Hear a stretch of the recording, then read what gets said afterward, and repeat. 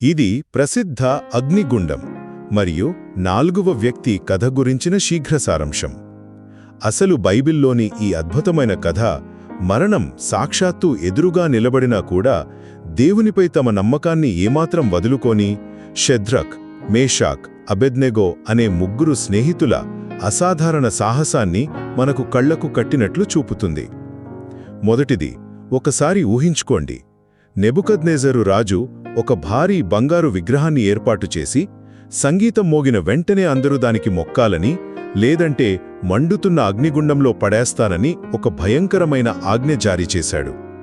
కాని ఈ 3 స్నేహితులు మాత్రం ప్రాణం పోయినా సరే తమ దేవునికి తప్ప ఆ విగ్రహానికి మొక్కేదే లేదని చాలా ధైర్యంగా తేల్చి చెప్పారు.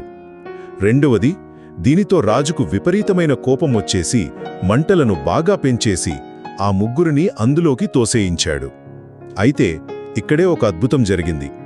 వారు కాలిపోవడానికి బదులుగా దేవుడు పంపిన ఒక దేవదూతతో, అంటే ఆ 4వ వ్యక్తితో కలిసి మంటల్లో చాలా ప్రశాంతంగా నడవడం చూసి రాజు ఆశ్చర్యంతో బిత్తరపోయాడు.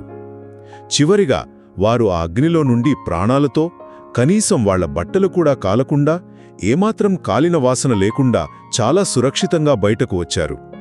ఈ అద్భుతాన్ని కళ్లారా చూసిన రాజు వారి దేవుడే నిజమైన శక్తివంతమైన దేవుడని ఒప్పుకోక తప్పలేదు. దేవునికి విరుద్ధంగా పాపం చేయడం కంటే అగ్నిలో పడటానికే సిద్ధపడటమే ఇక్కడి అసలైన సందేశం. ఎలాంటి కష్టకాలంలోనైనా మన నమ్మకాన్ని కోల్పోకుండా గట్టిగా నిలబడితే రక్షణ దానంతట అదే వస్తుందని ఈ కథ మనకు చాలా స్పష్టంగా చెబుతుంది.